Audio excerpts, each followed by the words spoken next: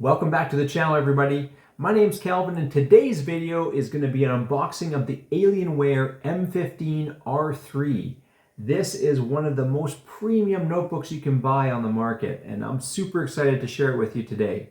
So today's video is going to be all about unboxing and first impressions, with a review happening in the next few days. So let's roll.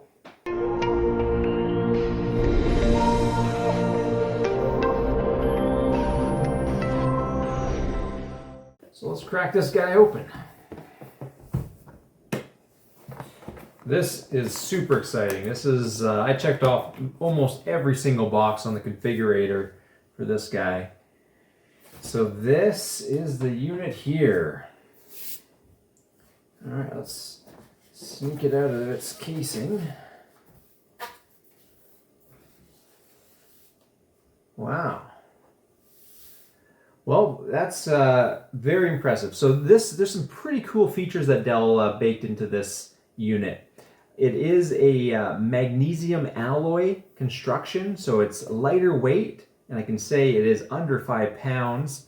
And the other nice feature about it is it has a coating that goes across the entire unit, and that's supposed to make it less prone to fingerprints, which I'm pretty excited about because we saw the Razer Blade 15, and that thing was a magnet for fingerprints. So we'll see how this one fares after a few days. All right, what other kind of goodies do we have in this box? Well, we got the power brick in here. So this power brick, 240 watt unit.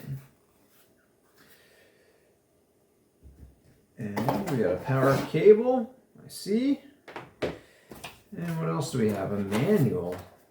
Do we need to know what's inside of that? It's going to be like how to plug in your new notebook. So we got, of course, your warranty and safety, regulatory information, and then, hey, step 1, how to plug it in. Step 2, where the power button is. That's super helpful. All right, so we really don't need those. I think we can figure this one out. What do you think? All right, so let's review some of the specs on this unit. This is an i9 10980HK, can boost up to 5.3 gigahertz. Memory equipped on this unit's 32 gigs of RAM at 2666 megahertz, and not one, but two 1 terabyte SSDs, NVMe, in a RAID 0, along with not only the killer wireless, but the killer Ethernet that can actually do 2.5 gig. The other features that this unit has is per key RGB and an impressive 300 hertz 1080p screen. That also 3 millisecond response time and up to 100% of the sRGB. So this unit also features a vapor chamber. So the vapor chamber, we'll unpack this a little bit, but it's supposed to be the brand new cooling design that really is what sets us apart from the R2 and against the R3. So we'll put that through its paces a little bit later, see how cool this can actually keep the internals, because guess what's under the hood, guys? It's a 2080 Super. And so this is super thin, very similar to the Razer Blade, but my goodness, this thing is impressive. So the unit can almost do a one-hand open. It just is a little stiff and then opens up. It looks like it gets about 140 degrees on the angle, which is pretty decent. And then the keyboard itself has some pretty good travel, 1.7 millimeters of key travel.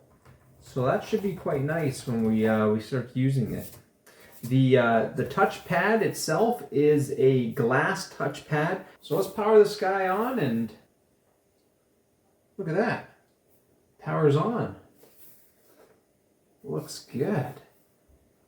It's got this LED right around the back of the cooling unit. So that's actually pretty impressive. I really like that design. Looks very sharp. So let's go over some of the ports. So on the right-hand side, we have the micro SD port, two USB 3 ports, along with a intake port. So on the left-hand side, we have our Kingston key lock, intake port, a 2.5 gig network port, another USB 3 port, and of course our headphone and mic port, combo port. So along the front we have the 2 speakers, and it looks like we have kind of a piano gloss finish on the front, so that's already starting to pick up a little bit of fingerprints.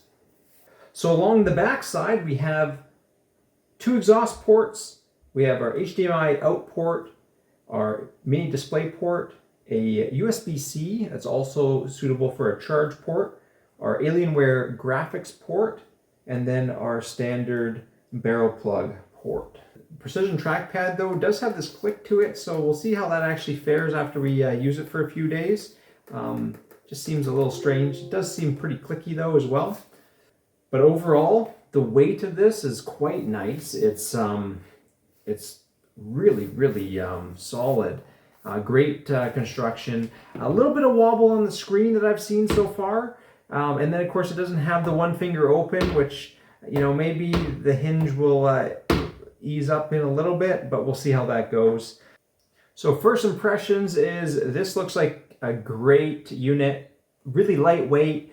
I love the texture of it. It's looks like it's holding up against fingerprints. Got of course the alien head logo that glows, and I just love this nice band that goes around the back. I think that's a super sharp look.